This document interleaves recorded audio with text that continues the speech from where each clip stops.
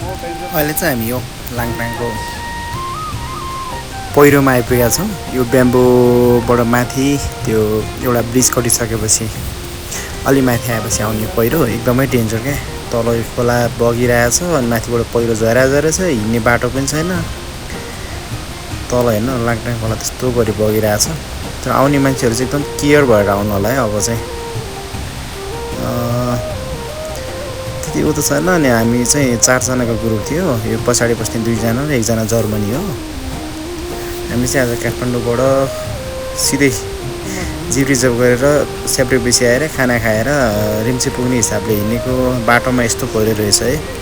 आउनेहरू चाहिँ एकदम क्लियर भएर आउनु होला। हेर्नु त बाटो टेक्ने ठाउँ पनि छैन यहाँ। एकचोटि झर्यो भने सिधै तल।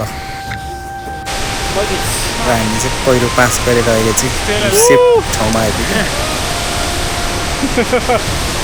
आउनेहरू एकदम विचार गरेर आउनु होला।